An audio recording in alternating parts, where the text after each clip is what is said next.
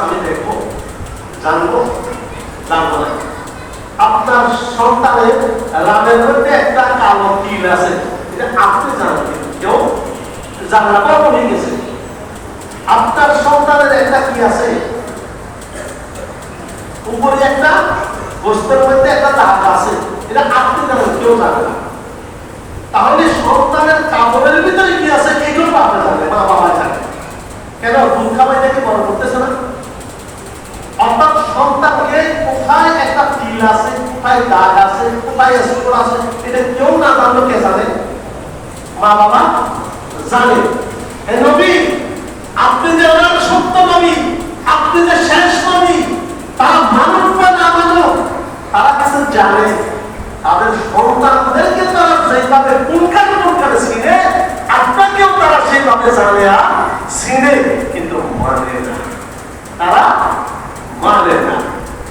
বেশ করে এই জায়গায় রাসূলের আল্লাহ নবী মুহাম্মদ ইবনে আব্দুল্লাহ হিসেবে, আল আমিন হিসেবে সমস্ত কাফেররা মানে। রাসূলের জন্ম হয়েছে মিলাদ থেকে মানে নাই তারা। না মানলে ওনার কাছে টাকা পয়সা ধন সম্পদ জমা রাখতেন কিভাবে? মানছে, কিন্তু মানে নাই একটা জিনিস।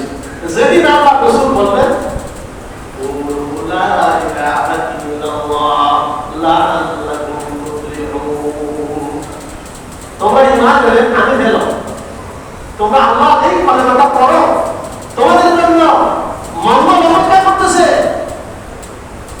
তখন বলে যে পাগল সাধু, পাগলের কথা কথা। তখন নবী কি হয়ে গেল? পাগল হয়ে গেল। যখন তারা বলল তুমি যদি সত্য নবী হও, তোমার নবুয়তের প্রমাণ আমাদের হাত থেকে দিতে হবে। তারা চুরি করে অন্ধকারের ভিতর থেকে কতগুলো কম্বল নিয়ে আসছে, হাতের ভিতর করে কম্বল নিয়ে আসি। তারা বললেন তুমি যদি আমাদের হাতের ভিতর কি আছে এটা বলতে পারো, তাহলে আমরা কর্মভরে মুসলমান হয়ে যাব। এই কথা যখন বললেন, আল্লাহ নবী তো দয়াবান, মেহেরবান, রাহমাতুল লিল আলামিন। আল্লাহ নবী বললেন, ভাই আপনাদের আমার বেশি মহাব্বত লাগে, আপনারা যদি আমি কে, আমার পরিচয়টা যদি আমি না দিই, আপনার হাতের ভিতর যে জিনিস নিয়ে আমাকে পরীক্ষা করার জন্য আসছেন, আপনার হাতের ভিতর কি আছে এটাই যদি সাক্ষী দেন, আপনারা কল্পনা করবেন? বলা যায় হ্যাঁ, বলুন, তাহলে আল্লাহ কথা। তখন আল্লাহ রাসূল ইশারা করলেন, ওই কাফেরদের হাতের ভিতরে কি আছে, তোমরা তোমাদেরকে কি আছে আমি জানি না, তোমরা আমি যদি নবী সত্য হয় তোমরা আল্লাহ তাআলার সাক্ষীটা দিয়ে দাও। তখন কাফেরদের হাতের ভিতরে ওই কম্বলগুলো বলে দিছে, আশহাদু আল্লা ইলাহা ইল্লাল্লাহ ওয়া আশহাদু আন্না মুহাম্মাদান আবদুহু ওয়া রাসূলুহু। পাগল মনে করতে পারো, দেখতেছি জাদু করো। এখন মানে দিয়েছি কি জাদু।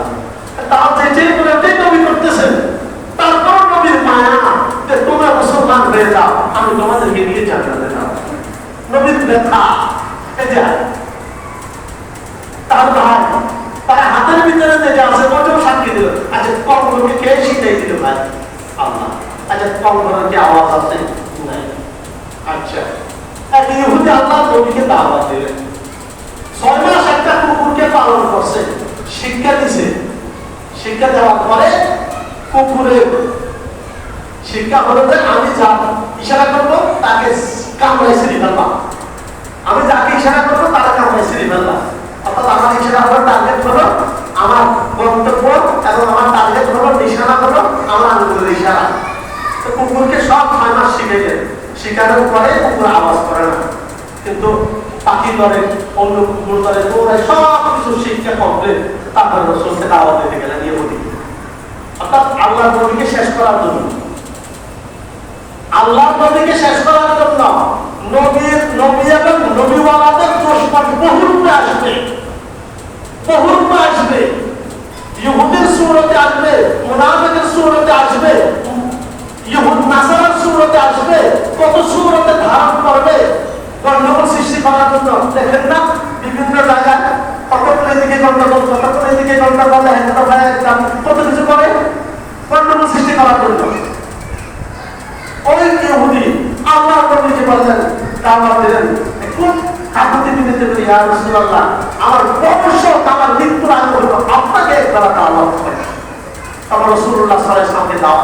আর কুকুর দিয়ে নির্যাতন করা হয়। রাসূল সাল্লাল্লাহু আলাইহি ওয়াসাল্লাম দাওয়াত গ্রহণ করলেন, গেলেন, গেট খুলতে না খুলতে ওরা আগে কুকুর ঘেউ করা শুরু করে দিয়েছে, বাঁধে রাখছে। বাঁধে রাখার পরে আল্লাহর নবী গেটের মধ্যে ঢুকছে, তাদের গেট ইহুদির ঘরে ঢুকছে। ঢুকার পরে কুকুরের গলায় রশি ছিল, এটা ছাড়ে দিয়ে ইশারা করছে।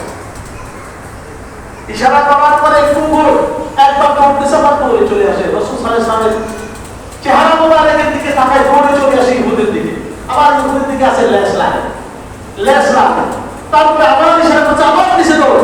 তারপরে আবার নবীর ঘ্রাণটা নিয়ে আবার চলে আসছে। আসার পরে আবার যখন ইশারা করলেন, কুকুর ওয়াপস রিপিট আসার পরে বলে দিলেন, এই ইহুদি, তুই আমাকে 6 মাস নয় আর 6000 বছর যদি তুই আমাকে যদি সামনের পেটে যদি ভাত খাওয়া, তারপরে তোর এই হুকুম মানতে হবে ভাবতে নয়। তুই জানো সেটাকে, এটা আমার শেষ নবী মুহাম্মদুর রাসূলুল্লাহ সাল্লাল্লাহু আলাইহি ওয়াসাল্লাম। যেটা বলে আমি কুকুরের যোগ্য হতো না, যেটা বলে তোর মতো ইহুদি এই পৃথিবীর মুখ দেখতে না, সেই হলো আমাদের নবী, শেষ নবী। আর একবার তুমি ইশারা করো, তোর টেনে তোর শরীরের উপরে আমি পরে ভাববো। তাহলে নবীকে কুকুর ছিল না, পাথরে ছিল না, সবাই ছিল। কিন্তু নবীর 40 বছরের পরে নবুয়তের দাওয়াত দিয়ে বের হওয়ার পরে আর কেউ মানে না, তখন পাথর নাই, তখন পাথর নাই। এই নবীর রমজান মাস আমাদের কাছে দুঃখ আর বেদনা, খুশি আর আনন্দ সবকিছু একসাথে নিয়ে আসছে। সব আমাদের কোনখানে কোনখানে বিবেচনা করতে হবে। এই রবিউল আউয়াল মাসের মেসেজ দিয়ে পুরো 11টি মাস আমার আর আপনার জীবনকে সাজাইতে হবে। আর যদি ভাই শুধু আলোচনা করতে থাকি, পুরো লাভ হবে না, পুরো লাভ হবে না। শিরোনাম ধরে পুরো লাভ হবে না। অমুক বক্তা এবং অমুক বক্তা তেমন, এই সমস্ত কথা এগুলো আল্লাহ তাআলা পছন্দ করে না। জঙ্গলের ভিতরে থাকলেও যদি রবকে রাজি করতে পারছি, তাহলে তারপর টেনশন কোন সমস্যা নাই। আর যদি ভাই রাজপথে বসে থাকি আর রব যদি আমার উপর নারাজ হয়ে যায়, হয় আমার আর পালানোর কোথাও জায়গা থাকে। পৃথিবীর অবস্থা দেখেন, পৃথিবীর অবস্থা, মানুষ পালা পাতায় ঘুমায়। একসময় রাজপ্রসাদে বসত, চকশনে বসে লম্বা লম্বা কথা বলতেন, ইসলামের বিরুদ্ধে কথা বলতেন।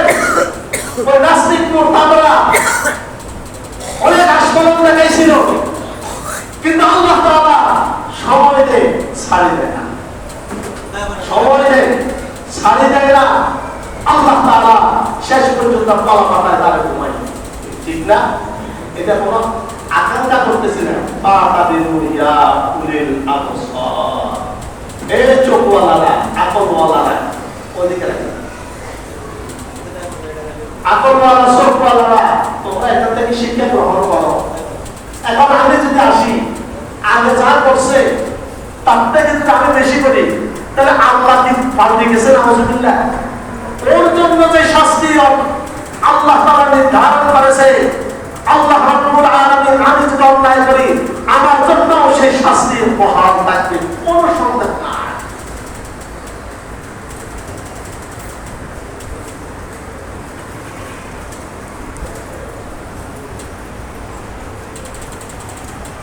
আমরা রাসূল সাল্লাল্লাহু আলাইহি ওয়াসাল্লামের মিলাদ আমাদেরকে শিক্ষা দেয়।